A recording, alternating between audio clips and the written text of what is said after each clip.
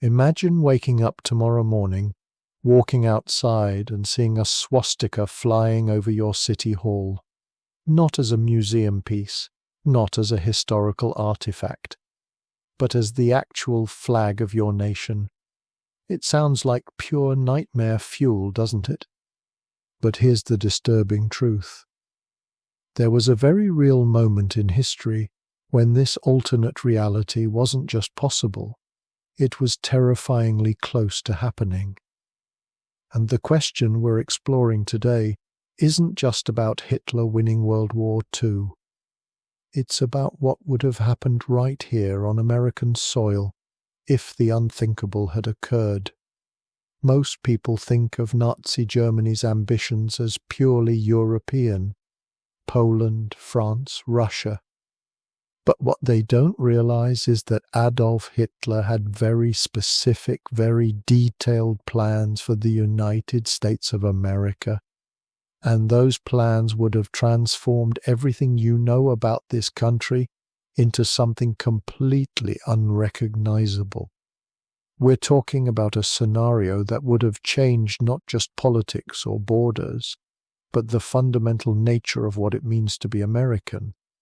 Your freedom, your identity, your family's very existence could have hung in the balance. Now, before we dive deep into this disturbing alternate timeline, I want to be clear about something. This isn't just speculative fiction or entertainment. This is based on actual Nazi documents, real strategic plans, and historical evidence of what the Third Reich intended for the Western Hemisphere. And understanding how close we came to this nightmare, and what it would have looked like, teaches us crucial lessons about the fragility of freedom and democracy that are incredibly relevant today. So buckle up, because over the next 20 minutes, we're going to walk through a scenario that will challenge everything you thought you knew about World War II and America's place in it. Let's establish our divergence point, the moment where history takes a dark turn. For the Nazis to threaten America directly, they first needed to win in Europe, and that means changing some critical battles. The most likely scenario historians point to is if Nazi Germany had successfully invaded and conquered Britain in 1940 and 1941. Operation Sea Lion, as it was called, was Hitler's plan to cross the English Channel and subjugate the British Isles. In our real timeline, the Royal Air Force won the Battle of Britain, maintaining air superiority and making a German invasion impossible. But imagine if the Luftwaffe had destroyed Britain's air defences. Imagine if German troops had poured across the Channel and overwhelmed British ground forces. Winston Churchill, that iconic symbol of resistance, would have either been captured or forced to flee to Canada with a government in exile. Britain falls. That's our first domino. With Britain conquered, Nazi Germany now controls the entire Atlantic coastline of Europe, from Norway all the way down to Spain. They've captured the world's most powerful navy, the British Royal Navy, which had been protecting Atlantic shipping lanes. Suddenly, the ocean separating America from this fascist empire doesn't seem quite so vast anymore. But Hitler needed more than just Europe. He needed to knock out the Soviet Union. In our alternate timeline, let's say the invasion of Russia, Operation Barbarossa, goes differently. Maybe Army Group Center captures Moscow in late 1941. Maybe the brutal winter doesn't halt the German advance. Maybe the siege of Leningrad succeeds, and Stalingrad never becomes the turning point it was in our history. The Red Army collapses, Stalin's regime crumbles, and by 1943, the swastika flies over the Kremlin. Now we have a Nazi empire stretching from the Atlantic Ocean to the Pacific, from the Arctic to North Africa and the Middle East. Germany controls virtually unlimited resources: Soviet oil fields, Ukrainian wheat, British industry, French manufacturing.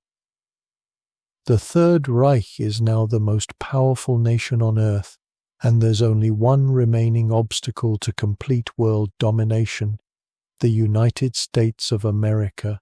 Here's where things get really interesting and really terrifying for America. In our real history, the United States entered World War II after Pearl Harbor in December 1941 and fought alongside Britain and the Soviet Union. But in this alternate timeline, there is no Britain to ally with. There is no Soviet Union fighting the Germans. America stands completely alone. Think about the psychological impact of this isolation. Americans would watch newsreels showing Nazi forces parading through London, through Moscow, through every major European capital. The ideology of fascism would appear unstoppable, a new world order that had defeated every challenger. Some Americans, particularly those in isolationist movements that were already quite strong before the war, would argue for accommodation with this new reality. Why fight a battle you can't win against an enemy you can't reach? But Hitler wouldn't be content with just Europe and Asia. Declassified Nazi documents show us that the Third Reich had explicit plans for the Western Hemisphere. Hitler envisioned dividing the world into spheres of influence. Germany would control Europe, Africa, and Western Asia. Japan, their ally, would control Eastern Asia and the Pacific. And the Americas? That was meant to be carved up as well.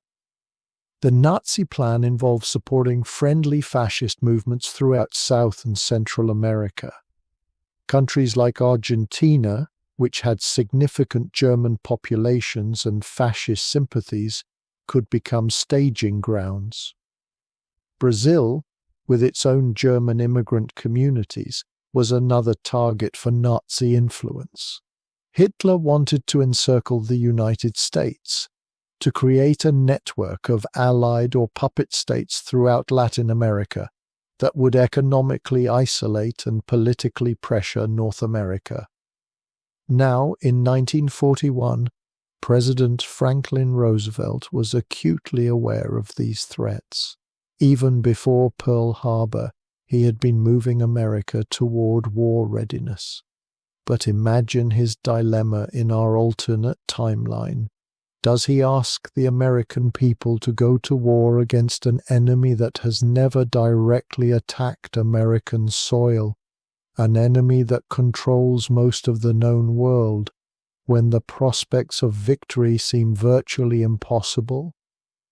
The political will for such a war would be incredibly difficult to generate. Meanwhile, Nazi Germany would be working every angle to keep America passive. Propaganda, diplomatic pressure, economic incentives, support for American isolationist movements. And here's the most chilling part. Some of that propaganda would find fertile ground. America in the early 1940s was not the racially integrated, civil rights conscious society it would later become. Segregation was legal and enforced throughout the South. Anti-Semitism existed in various forms throughout American society. Nazi propagandists would exploit these existing divisions, arguing that Germany's racial policies weren't so different from America's own. Let's fast forward a few years in our alternate timeline.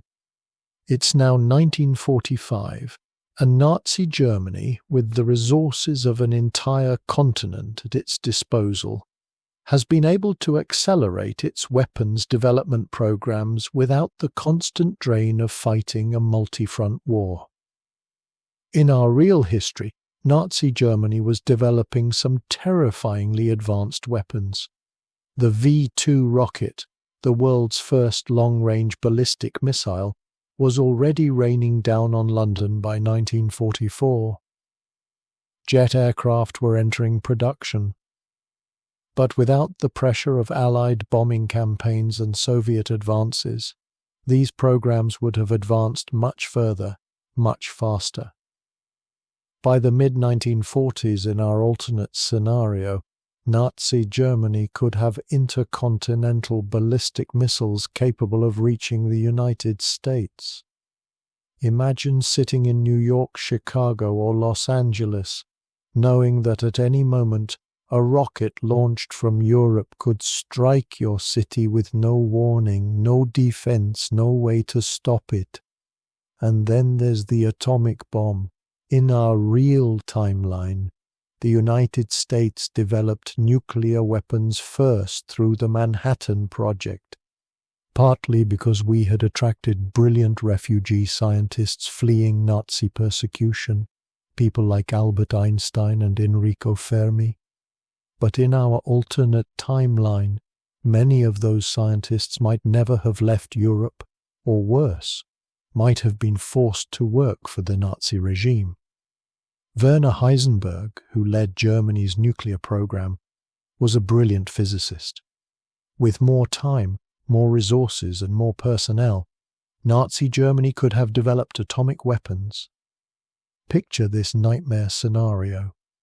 It's 1946, and Nazi Germany announces it has successfully tested an atomic bomb. Hitler now possesses the ultimate weapon, and he has the missiles to deliver it to American cities. The balance of power has shifted so dramatically that American independence itself is under existential threat. But military conquest wasn't the only danger America would face. Perhaps even more insidious would be the ideological infiltration and internal division that Nazi Germany would deliberately cultivate. Before we go further, if you're finding this alternate history as fascinating and disturbing as I am, do me a favour and hit that like button. It really helps the channel reach more people who are interested in these critical historical questions, and subscribe if you haven't already, because we explore these kinds of deep historical scenarios regularly. Now, back to the enemy within. In the 1930s and early 1940s, America actually had a significant Nazi movement. The German-American Bund held rallies that attracted tens of thousands of supporters. They wore uniforms mimicking Nazi say troops, gave Hitler salutes, and promoted fascist ideology wrapped in American flags and imagery of George Washington. In February 1939, they held a rally at Madison Square Garden in New York with over 20,000 attendees. In our real timeline, this movement was suppressed and discredited once America entered the war. But in our alternate scenario, where Nazi Germany appears victorious and unstoppable, these movements would gain legitimacy and strength. Think about how seductive the appeal to join the winning side would be for some Americans, especially those already sympathetic to authoritarianism or racial hierarchy.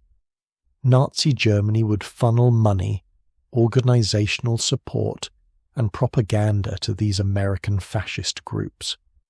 They would work to exacerbate every existing division in American society, North versus South, white versus black, Christian versus Jewish, labor versus capital, isolationist versus interventionist. The goal would be to create such internal chaos that America would be unable to mount any coherent resistance to Nazi influence. The persecution of Jewish Americans would become a particularly urgent crisis. In our real history, the United States was a refuge, albeit an imperfect one, for Jews fleeing Nazi genocide. But in this alternate timeline, with Nazi Germany triumphant and influential, anti-Semitism in America could be amplified and officially sanctioned. discriminatory laws that existed in some states could spread nationally. Economic boycotts, social ostracism, and eventually, if Nazi influence grew strong enough, worse. African Americans would face an equally dire situation.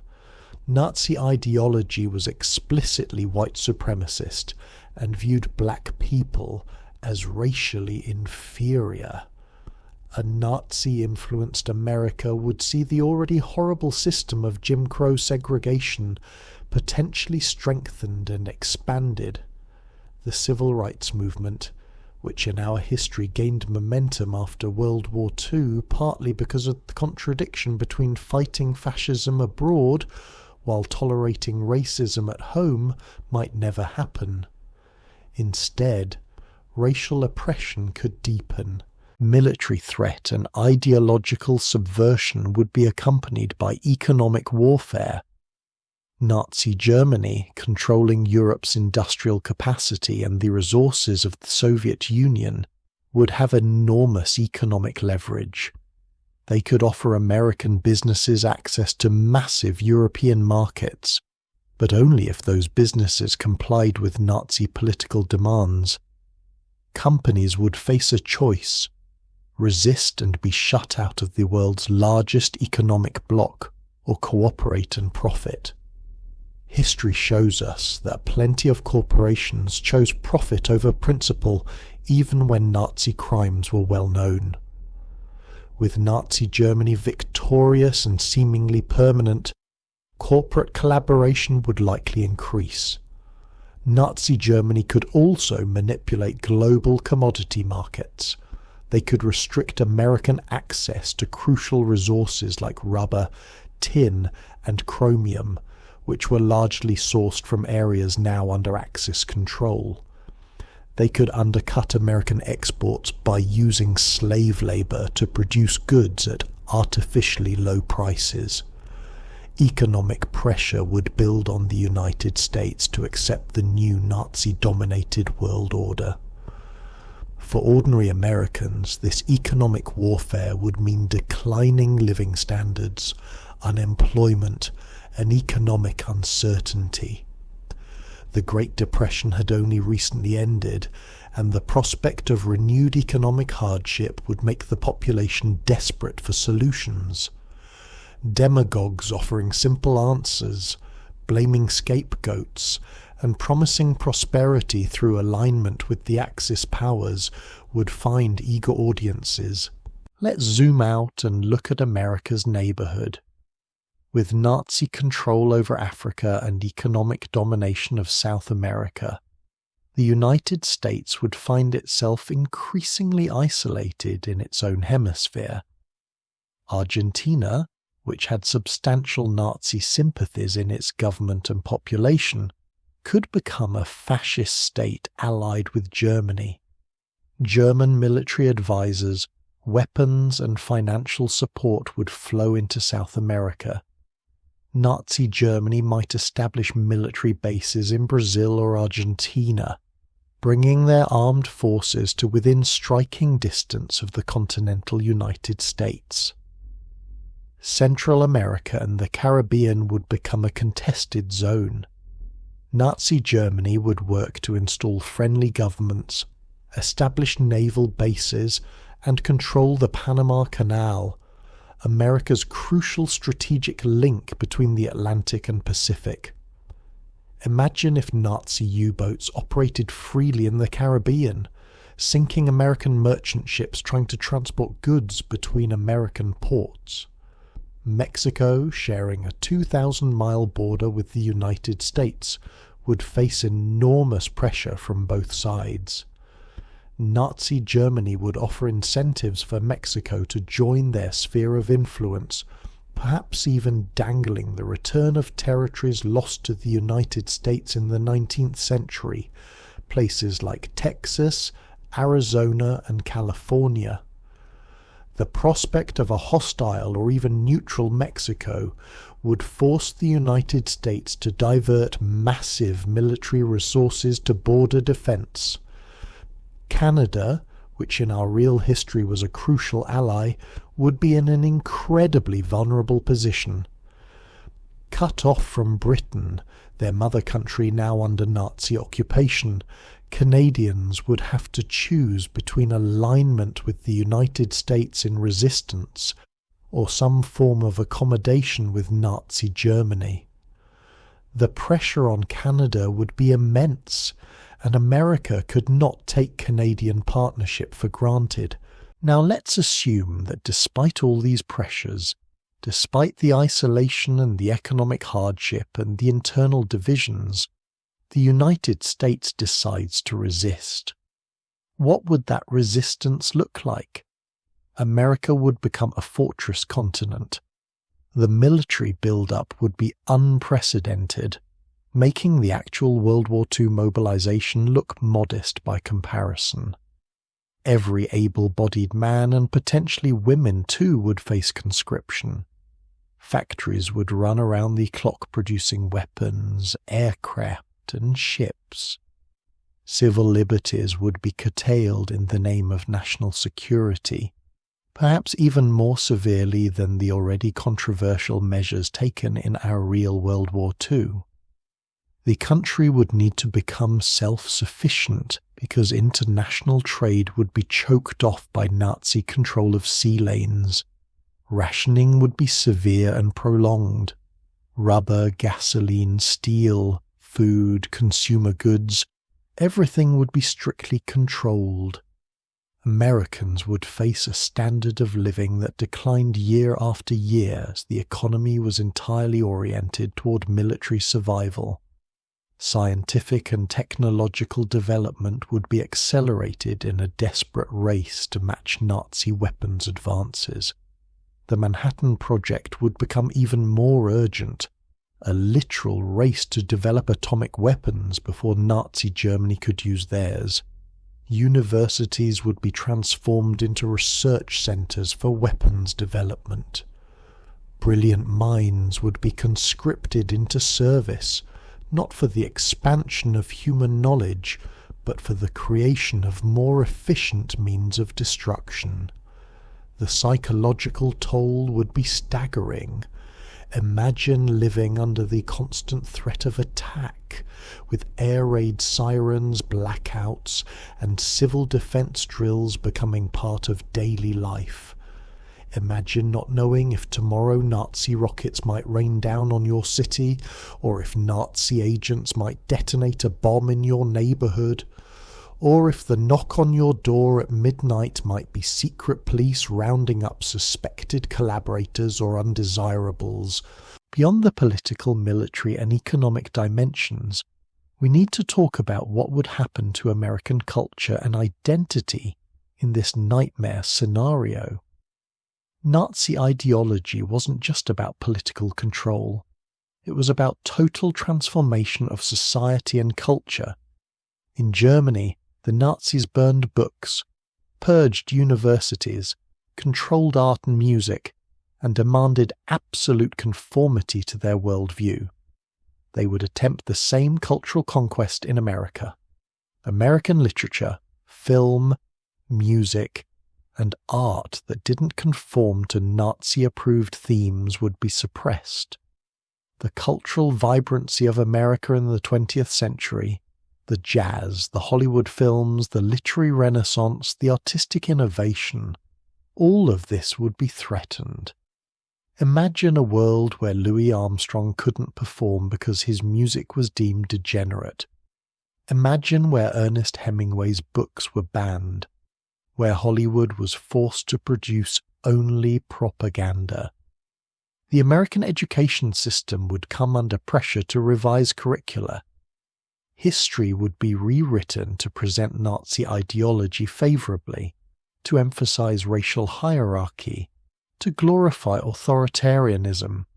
Children would be taught a version of history where the founding fathers' ideals of liberty and equality were mistakes, where the proper social order was based on genetic superiority and obedience to the state. Religious institutions would face a crisis. Christianity under Nazi interpretation was twisted to serve their ideology. emphasizing obedience and hierarchy while downplaying or eliminating messages of universal human dignity and compassion. American churches that resisted this theological corruption would face persecution. Jewish religious life would be driven underground or eliminated entirely. The very concept of what it meant to be American would be under assault. The melting pot ideal, the notion that people from anywhere could become American, would be replaced by Nazi racial ideology, where only certain ethnic backgrounds were considered truly worthy. Immigration would cease except for approved groups. The diversity that had been one of America's great strengths would be recast as a weakness to be purged. Let's think about what this alternate America would look like 20, 30, 50 years down the line if Nazi dominance continued. Generations would grow up never knowing real freedom, never understanding democracy as anything more than a failed historical experiment. Children educated in Nazi-influenced schools would be taught that the Führer's system was the natural and proper order of human society. The language would change, with euphemisms and propaganda replacing plain speech, much like George Orwell described in his novel 1984. Technology and science, entirely oriented toward military and security purposes, would advance in some ways while stagnating in others. The space race might happen earlier, but as a military competition for orbital weapons platforms rather than exploration. Medical research would continue, but the ethics of human experimentation would be corrupted, as they were in Nazi Germany in our real timeline, with horrific consequences. Economic development would be distorted by the needs of the military security state. Innovation would be stifled by conformity and control. The entrepreneurial spirit that drove American economic success would be strangled by bureaucracy and ideological requirements. People would work not to improve their lives or pursue their dreams, but to serve the state and survive. Social relationships would be poisoned by fear and suspicion. Informants would be everywhere, neighbours reporting on neighbours, children indoctrinated to report their parents' politically incorrect statements. Trust, the foundation of community, would erode. People would learn to keep their true thoughts hidden, to present a facade of compliance while harbouring private doubts they could never safely express. And yet, human nature being what it is, resistance would persist. Underground movements would form, secret networks passing banned books, preserving true history, keeping alive the memory of what America had been. Acts of sabotage, small and large, would occur. There would be heroes, ordinary people who risked everything to maintain their humanity and dignity in the face of tyranny. But the cost would be terrible, measured in lives destroyed, families torn apart, potential unrealized. Before we wrap up, I want to ask you something. If this scenario troubles you, if it makes you think about how precious freedom really is, take a moment and subscribe to this channel. Share this video with someone who needs to understand these historical lessons. Because remembering how close we came to disaster and understanding what was at stake, that's how we make sure it never happens. Now let's come back to our real timeline and talk about why this nightmare didn't happen and what we can learn from it. Nazi Germany lost World War II for several crucial reasons. Britain's resistance was heroic and effective, preventing German control of the Atlantic. The Soviet Union, despite staggering losses, ultimately defeated the Wehrmacht on the Eastern Front, destroying the bulk of Germany's military power. and the United States, with its enormous industrial capacity and depopulation, tipped the balance decisively when it entered the war. But it's important to understand how close-run some of these things were. Britain came desperately close to defeat in 1940. The Soviet Union nearly collapsed in 1941 and 1942. The Battle of Stalingrad, the turning point on the Eastern Front, hung in the balance for months. Small changes in strategy, timing, or luck could have altered outcomes. Understanding this alternate scenario isn't just an academic exercise, it teaches us several vital lessons. First, freedom and democracy are not inevitable or permanent. They must be actively defended. The institutions, laws, and norms that protect liberty can be eroded or destroyed, and once lost, they are incredibly difficult to reclaim. Second, internal division makes societies vulnerable to external threats. Nazi Germany was skilled at exploiting the fault lines in other societies, turning groups against each other, amplifying existing prejudices and conflicts. A divided society cannot effectively resist a determined enemy. Third, economic ties do not prevent conflict, and they can be weaponized. The idea that trading with a tyrannical regime will moderate its behavior has been repeatedly disproven by history. Economic interdependence can become economic dependence, giving authoritarian states leverage over democracies. Fourth, vigilance matters. The warning signs of tyranny, the early steps toward fascism, these need to be recognized and resisted early, before they become entrenched. By the time the danger is obvious to everyone, it may be too late to stop it without catastrophic cost. As we conclude, it's worth thinking about how the themes from this alternate history resonate in our current moment. We live in a time when democracy is facing challenges around the world. Authoritarian regimes are growing bolder. Disinformation and propaganda, spread through social media, work to divide democratic societies from within. Economic interdependence with authoritarian states creates vulnerabilities. The temptation to appease powerful adversaries rather than confront them remains strong.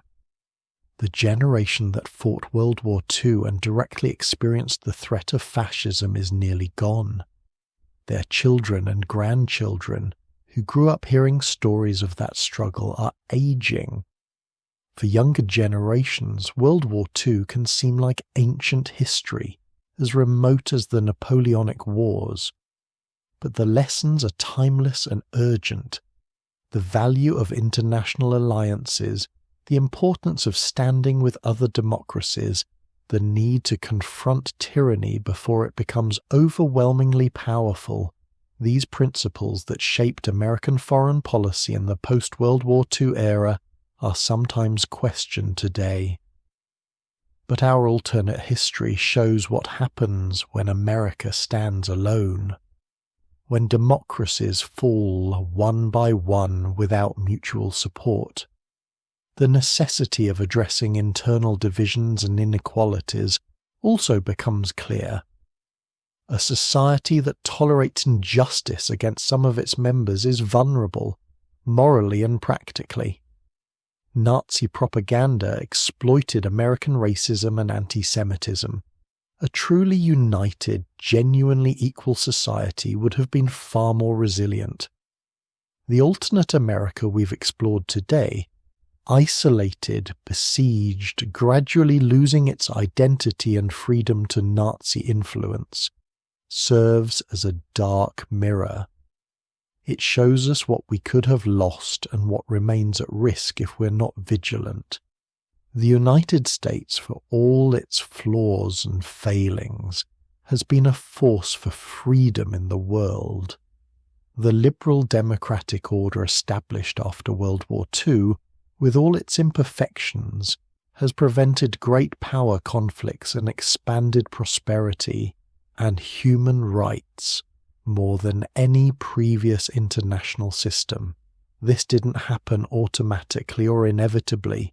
It happened because people made difficult choices, because they fought and sacrificed, because they understood what was at stake. So as we close this journey through a dark alternate timeline, the question isn't just what could have happened. The question is, what will we do to make sure nothing like it ever does happen? How will we defend the freedom we've inherited? How will we address the divisions that make us vulnerable? How will we stand together against tyranny in whatever form it takes? These are not just historical questions. They are present and future questions, as relevant today as they were in 1940. The Nazis were defeated in our timeline, but the ideology of authoritarianism, of racial hatred, of might makes right, these have not disappeared from the world. They resurface in different forms, wearing different symbols, speaking different languages, but threatening the same essential human values. The alternate history we've explored is a warning and a reminder. Freedom is fragile. Democracy requires eternal vigilance. The cost of resistance is high, but the cost of surrender is the loss of everything that makes us human. Our dignity, our autonomy, our ability to think and speak and live as we choose.